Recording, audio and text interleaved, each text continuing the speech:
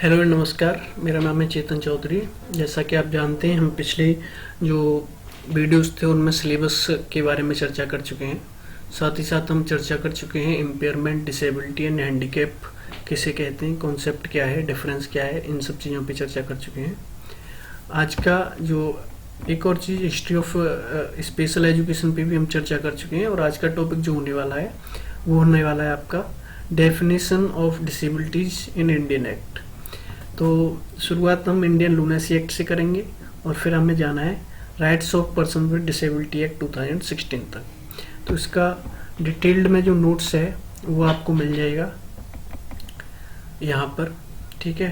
अब आपको ये प्राप्त कैसे करना है, आप व्हाट्सएप चैनल का लिंक मैं डिस्क्रिप्शन में दे दूँगा, वहाँ से आप उसको ज्वाइन कर लीजिएगा। व्हाट्सएप पेज को आपको ज्वाइन कर लेना है और ये नोट्स आपको वहाँ से मिल जाएंगे। काफ़ी डिटेल में ये नोट्स हैं और वहाँ से ही आपको सिलेबस भी मिल जाएगा कि आपका आने वाले DSSS और KVS एग्जाम्स में क्या सिलेबस रहने वाला है। तो ये काफ़ी इम्पोर्टेंट रहने वाला है आपका। तो हम बात करेंगे आज lunacy act, mental health act, rehabilitation council of India 1992, PWD act 1995 और नेशनल ट्रस्ट एक्ट 1999 और RPWD एक्ट 2016 की। तो जब हम बात करेंगे लूनेसी एक्ट की तो चर्चा शुरू होती है कि जो 1912 का कानून है, तो 1912 में आप जानते हैं कि इंडिया पूरी तरीके से आज़ाद नहीं था।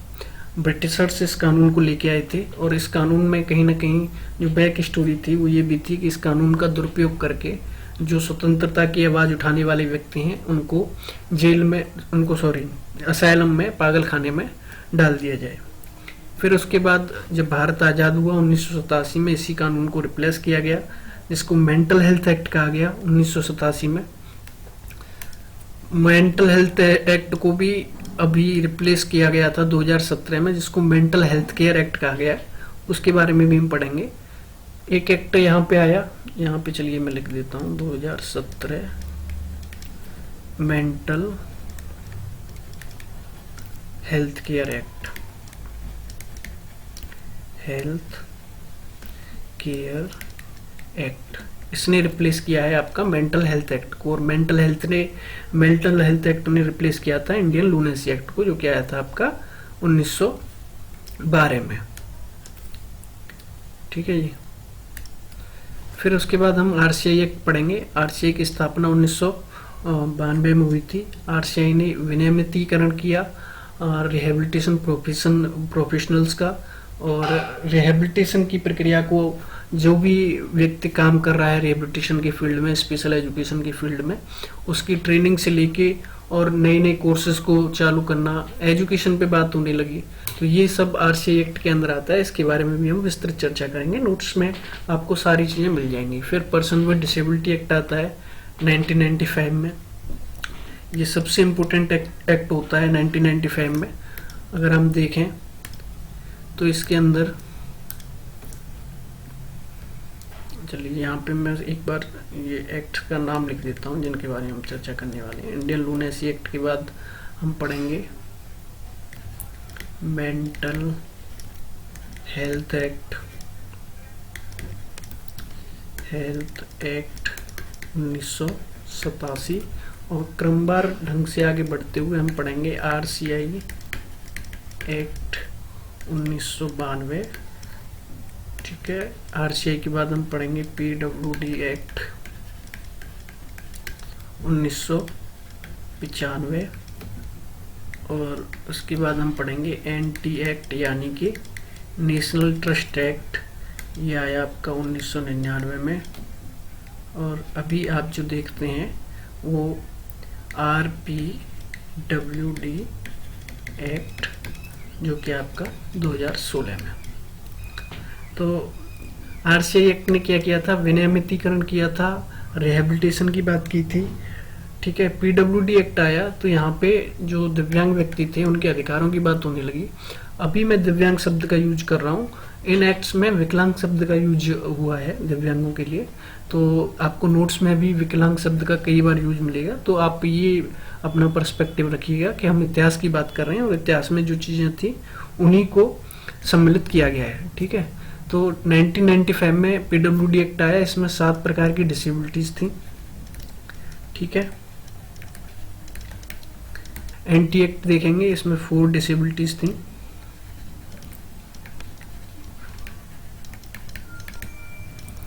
फिर उसके बाद आरपीडब्ल्यूडी एक्ट देखेंगे, इसमें 21 डिसेबिलिटीज हैं। तो ये सारी चीजें हम अभी देखने वाले हैं। तो इंडियन लूनेसी एक्ट के बारे में जैसे मैंने बताया कि एक बैक स्टोरी तो यही थी कि इसका कानून का दुरुपयोग करना था। तो आपको जो मेन चीज़ें याद रखनी है, आप एक्ट का नाम याद रखेंगे, इंडियन लूनेसी एक्ट, और 1912 में आया, ये याद रखेंगे, ठीक है। शब्द आप याद रखेंगे, यहाँ पे यूज किया गया पागलपन, जो कि एक तरीके से अपमानजनक शब्द है, और ऐसे वर्तमान में हम यूज करें तो काफ़ी विवादित शब्द हो जाएगा। भारतीय मानसिक विकार अधिनियम 1912 एक औपनिवेशिक काल का कानून था, जो अंग्रेजी लूनेसी एक्ट 1890 पर आधारित था। 1890 में इंग्लिश लूनेसी एक्ट था, उसको इंडिया में इम्प्लीमेंट करने के लिए इंडिया के लिए एक एक्ट लेके आया, इसका नाम इन्होंने लिखा है इंडियन लूनेसी एक्ट। इसका उद्देश्य पागल माने गए व्यक्तियों की देखभाल, हिरासत और उपचार को विनियमित करना था। देखभाल, हिरासत और उपचार को विनियमित करना था, और आश्रय गृहों में भर्ती तथा कानूनी अभिभावकता की प्रक्रियाओं को निर्धारित करना था। आगे चलते हैं, आपको ये नोट्स इंग्लिश हिंदी दोनों में मिलेंगे। पागल यानी लूनेटिक ऐसा व्यक्ति जिसे मानसिक रूप से विक्षिप्त या पागल समझा जाए, लेकिन जिसकी कोई चिकित्सकीय परिभाषा स्पष्ट नहीं थी।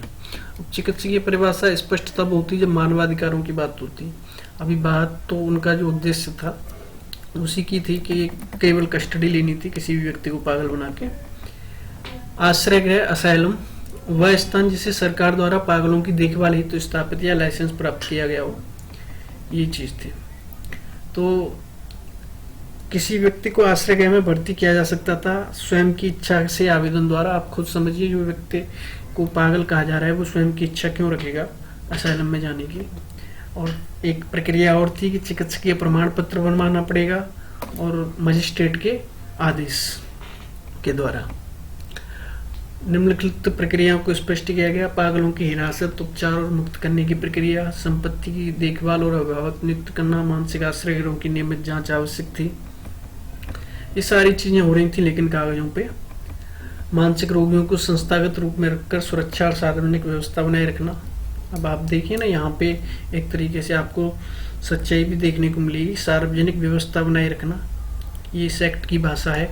यानी कि आप किसी व्यक्ति को जो मानसिक रोगी है उसको असाइलम में रख के, उसको कैद रख के समाज को व्यवस्थित बनाए रखने के उद्देश्य को शामिल कर रहे हैं इसमें। मानसिक अस्पतालों में प्रवेश और मुक्ति की कानूनी प्रक्रिया प्रदान करना, मानसिक रूप से बीमार व्यक्तियों को संपत्ति और अधिकारों की रक्षा करना। इसकी आलोचना भी होती है, जैसे पागल जैसे पुराने और अपमानजनक शब्दों का प्रयोग इसमें था। यह कानून उपचार और पुनर्वास के बजाय हिरासत पर केंद्रित था। मानसिक रोगियों की स्वायत्तता और नागरिक अधिकारों की उपेक्षा की गई थी। समाज में समावेशन या समुदाय आधारित सेवाओं का प्रावधान नहीं था। समावेशन तो था ही नहीं पहले। अब भारतीय मानसिक विकार अधिनियम को मानसिक स्वास्थ्य अधिनियम 1987 द्वारा निरस्त किया गया, ठीक है, जिसने एक चिकित्सा और अधिकार आधारित दृष्टिकोण अपनाया। इसके बाद इसे मानसिक स्वास्थ्य देखभाल अधिनियम, Indian mental health care act, तो Indian mental health care act के रूप में इसको भी बदला गया, ठीक है, जो यूएनसीआरपीडी के अनुरूप है। यूएनसीआरपीडी, आप ये फुल फॉर्म याद करिएगा, United Nations convention for the rights of person with disability. बहुत इम्पोर्टेंट एक तरीके से हम कहेंगे कन्वेंशन है, क्योंकि जितने भी आप दुनिया भर में कानून देख रहे हैं डिसेबिलिटी से रिलेटेड, ये सब इसी कन्वेंशन का एक तरीके से ये कन्वेंशन ही याद आ रहा है सारी कानून का, चाहे वो इंडिया का पीडब्ल्यूडी एक्ट हो या फिर तमाम तरीके के जो कानून आप देख रहे हैं ये यूएनसीआरपीडी के अनुरूप है। ठीक है जी, अब आगे बात करते हैं। ये यूएनसीआरपीडी की आपकी आई हुई है डेफिनेशन एग्जाम में, तो आप ये याद कर लीजिएगा। मेंटल हेल्थ एक्ट 1987 हमें देखनी है डिसेबिलिटी की परिभाषा, क्योंकि केवल डिसेबिलिटी है टॉपिक में, तो क्योंकि एक तरीके से इसी टॉपिक के अंदर ही हम जो मेन एक्ट हैं उन्हें क्लियर कर लेते हैं। आगे भी वैसे एक टॉपिक आने वाला है एक्ट का, तो उसमें भी हम क्लियर करने की कोशिश करेंगे। तो मानसिक स्वास्थ्य अधिनियम 1987, ठीक है, यह भारतीय विकार अधिनियम 1912 से एक महत्वपूर्ण बदलाव था। इसने मानसिक बीमारी को एक चिकित्सा स्थिति के रूप में माना और मानसिक स्वास्थ्य से जुड़े व्यक्तियों की देखभाल, उपचार और सुरक्षा के लिए नियम बनाए। डिसेबिलिटी की नहीं, लेकिन मानसिक बीमारी की है डेफिनेशन। मानसिक स्थिति जो इलाज की आवश्यकता होती है, जिसके परिणाम स्वरूप विचार, भावना और व्यवहार में विकार हो सकते हैं। आपका जो टॉपिक है डिसेबिलिटीज को डिफाइन करना है इंडियन एक्ट्स के अनुसार। तो मानसिक स्थिति जो इलाज की आवश्यकता होती है, जिसके परिणाम स्वरूप विचार, भावना और व्यवहार में विकार हो सकते हैं। Condition of mind that requires treatment which could result in impairments in perception, emotions and behaviour.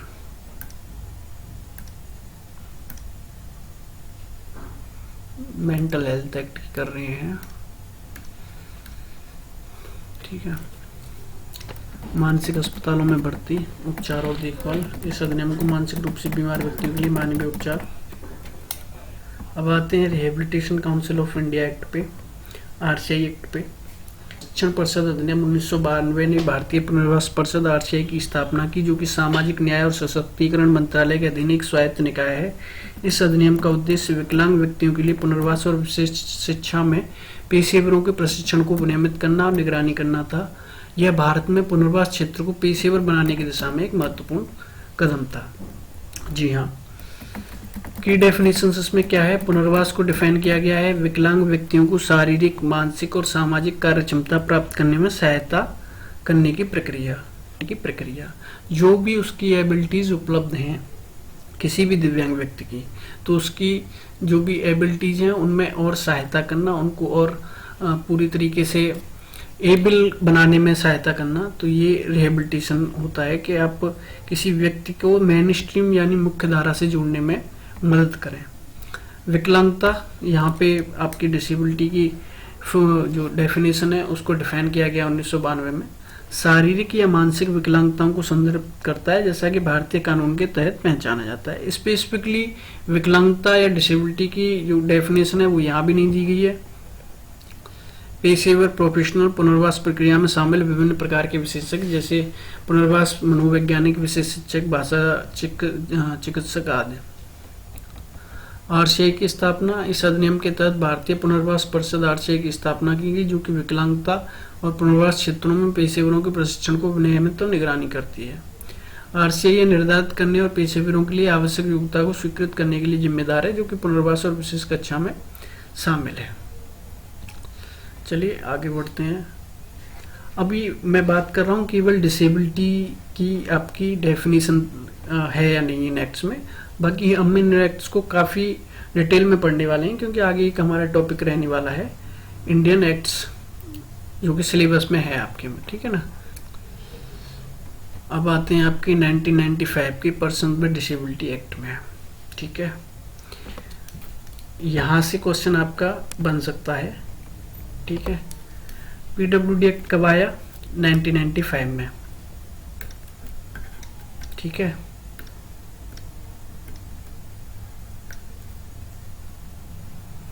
में डेट 7 फरवरी 1996 से लागू हुआ। टोटल चैप्टर्स इसमें 14 हैं, 72 सेक्शंस हैं और अभी जो रिप्लेस किया है rights of person with disability act 2016 ने किया है। इसका अगर ओवरव्यू देखें तो पीडब्ल्यूडी एक्ट 1995 भारत का पहला समग्र विकलांगता अधिकार कानून था। इसका उद्देश्य विकलांग व्यक्तियों के समान अवसर, अधिकारों की सुरक्षा और पूर्ण सहभागिता प्रदान करना था। आपको कहीं भी अगर देखता है कि पीडब्ल्यूडी एक्ट का उद्देश्य क्या था या फिर पीडब्ल्यूडी एक्ट को डिफाइन कीजिए, तो फिर आप ये ध्यान रखिएगा, आपको 3 शब्दों का प्रयोग करना है: समान अवसर, अधिकारों की सुरक्षा और पूर्ण सहभागिता। अब इन्हीं तीनों के अंदर ही डिफाइन किया गया है उनके अधिकारों की सुरक्षा कैसे होगी, समान अवसर कैसे प्राप्त होंगे और पूर्ण सहभागिता कैसे सुनिश्चित करनी है। तो ये काफ़ी चीज़ें डिटेल में पीडब्ल्यूडी एक्ट में बताई गई हैं। तो जब हम पीडब्ल्यूडी एक्ट को पढ़ेंगे तो इस पूरी चर्चा को केंद्र बनाएंगे। रिकॉग्नाइज डिसेबिलिटी, यहाँ पे 7 प्रकार की डिसेबिलिटीज थी। ब्लाइंडनेस, ठीक है, ब्लाइंडनेस के अलावा लो विजन, लेप्रोसी क्योर्ड, कुष्ठ रोग मुक्ति, हियरिंग इम्पेयरमेंट, ठीक है, श्रवण बाधिता, लोकोमोटर डिसेबिलिटी, चलने फिरने की अक्षमता, मेंटल रिटार्डेशन जिसका नया नाम इंटेलेक्चुअल डिसेबिलिटी है, इंटेलेक्चुअल डेवलपमेंटल डिसेबिलिटी एक्चुअली, और मेंटल इलनेस मानसिक बीमारी, ठीक है। की प्रोविजंस अगर हम देखें, यहाँ पे हर डिसेबिलिटी को डिफाइन किया गया है, ये आप ध्यान रखिएगा। Low vision, leprosy cured, hearing impairment, हर डिसेबिलिटी की डेफिनेशन है, ठीक है। तो हम ये डेफिनेशंस जब डिसेबिलिटीज को 21 टाइप्स ऑफ डिसेबिलिटीज जब हम पढ़ेंगे तो इन सारी डिसेबिलिटीज की हम तब पढ़ेंगे डिसेबिलिटीज की डेफिनेशंस क्या क्या हैं, और पीडब्ल्यूडी एक्ट भी अलग से पढ़ेंगे, तब भी हम डिसेबिलिटीज को यहाँ पे डीप में पढ़ेंगे, ठीक है। की प्रोविजंस, प्रमुख प्रावधान क्या होने वाले हैं। एजुकेशन, शिक्षा पे 18 वर्ष तक के विकलांग बच्चों को निःशुल्क शिक्षा की व्यवस्था की गई। शिक्षण संस्थानों में सीटों का आरक्षण भी दिया गया, ठीक है। सरकारी नौकरी में 3% छूट। सार्वजनिक भवनों, परिवहन और सेवा में सुगमता, ठीक है। विकलांग पेंशन, बेरोजगारी भत्ता, बीमा और सहायता उपकरण, ठीक है। परिवहन, शिक्षा, रोजगार और सेवा में कोई भेदभाव नहीं, संस्थानों में समान अवसर। आप देख ही रहे हैं कि ये पीडीएफ काफ़ी बड़ी है और इसको क्योंकि हमें छोटी छोटी वीडियोस बनाने हैं तो इसको आप काफ़ी डिटेल में अगर आप पढ़ना चाहें तो इसको व्हाट्सएप चैनल से आप पूरी तरीके से प्राप्त कर सकते हैं। अभी मैं की पॉइंट्स और ऐसी चीज़ें देख रहा हूँ जो आपके लिए एग्जाम रिलेटेड हो सकती हैं, एग्जाम ओरिएंटेड क्वेश्चन जहाँ से बनते हैं। नेशनल ट्रस्ट एक्ट आया 1994 में और 30 दिसंबर 1999 को ये लागू हुआ। Ministry of social justice and empowerment ने अभी एडमिनिस्ट्रेट करती हैं इसको, और टारगेट जो ग्रुप थे यहाँ पे 4 डिसेबिलिटी शामिल थी: autism, cerebral palsy, mental retardation जिसको अब इंटेलेक्चुअल डेवलपमेंटल डिसेबिलिटी कहते हैं, और मल्टीपल डिसेबिलिटीज, बहुदिव्यांगता। अब आप कहेंगे कि वहाँ पे 7 थी, यहाँ पे 4 कैसे हो गई और फिर अचानक 21 कैसे हो गई। तो मल्टीपल डिसेबिलिटीज अलग से डिसेबिलिटी है, अलग से इसलिए क्योंकि एक से अधिक भी डिसेबिलिटी एक व्यक्ति को हो सकती है, तो वहाँ पे मल्टीपल डिसेबिलिटी हम कह देते हैं। लेकिन पूरी तरीके से अगर हम कहें कि नेशनल ट्रस्ट एक्ट का उद्देश्य दूसरा था आने का, यहाँ पे डिफाइन किया गया था डिसेबिलिटीज को, नहीं कि 4 डिसेबिलिटीज को जोड़ा गया नए कानूनों में, केवल डिफाइन किया गया था। और जो अभी तक अस्तित्व में जो कानून था वो 1995 वाला ही था, ठीक है, पीडब्ल्यूडी एक्ट। तो ओवरव्यू लेते हैं हम। यह अधिनियम उन व्यक्तियों के लिए कानूनी और सामाजिक सहायता प्रदान करने के लिए बनाया गया था जिनके पास विकासात्मक और बौद्धिक विकलांगता होती है और जिन्हें अधिक समर्थन की आवश्यकता होती है। इसका उद्देश्य स्वतंत्र जीवन, अभिभावक नियुक्ति और समुदाय आधारित समर्थन प्रणाली। ये एक स्कीम्स थी जो नेशनल ट्रस्ट एक्ट में है, ठीक है, जो आप याद ध्यान रखिएगा। दिशा है, विकास है, समर्थ है, और घरौंदा है, निर्मय है, सहयोगी है, गृह भाषा है, ज्ञान प्रवाह है, सॉरी गृह भाषा नहीं, ज्ञान प्रवाह है, प्रेरणा है। तो ये सब स्कीम्स पर्सनल विद डिसेबिलिटी से रिलेटेड हैं और इनके बारे में भी हम जब स्कीम्स का टॉपिक आएगा पढ़ने वाले हैं। बेनिफिशरीज, लाभार्थी कौन कौन हो सकते हैं इसमें, जो 4 डिसेबिलिटीज का जहाँ पे जिक्र है: ऑटिज्म, सेरेब्रल पाल्सी, मानसिक मंदता और बहुविकलांगता, ठीक है। रजिस्ट्रेशन ऑफ एनजीओ, ये एनजीओ जितने भी होते हैं उनका रजिस्ट्रेशन भी करती है। जो डिसेबिलिटी से रिलेटेड एनजीओ होते हैं उनका जो रजिस्टर करते हैं वो नेशनल ट्रस्ट एक्ट के अधीन ही करते हैं, ठीक है। Rights of person with disabilities पढ़ेंगे, ठीक है। Rights of person with disabilities में 2016 में पीडब्ल्यूडी अधिनियम 1995 को प्रतिस्थापित किया, यानी कि उसकी जगह ली। या दान आधारित दृष्टिकोण से हटकर एक अधिकार आधारित दृष्टिकोण अपनाता है और विकलांग व्यक्तियों दिव्यांग व्यक्तियों, यहाँ पे एक बहुत गलती से विकलांग शब्द का प्रयोग हो गया है, क्योंकि 2016 से और 2014 से ही एक तरीके से हम कहें तो दिव्यांग शब्द का प्रयोग होता है। तो दिव्यांग व्यक्तियों के लिए समान सम्मान, गरिमा, समानता, भेदभाव रहित व्यवहार और भागीदारी सुनिश्चित करते हैं। ठीक है। दिव्यांगताओं का विस्तार, तो दिव्यांगताओं का विस्तार हम बात करेंगे कि किस प्रकार की डिसेबिलिटीज की बात हो रही है। यहाँ पे blindness, low vision, leprosy cured, hearing impairment, locomotor disability, intellectual disability, mental illness. इन डिसेबिलिटीज की डेफिनेशन हम एक एक करके बहुत डीप में पढ़ने वाले हैं। ठीक है, क्योंकि सारा सिलेबस ही एक तरीके से देखा जाए तो यही डिसेबिलिटीज को लेके है। मिलते हैं नेक्स्ट टॉपिक में।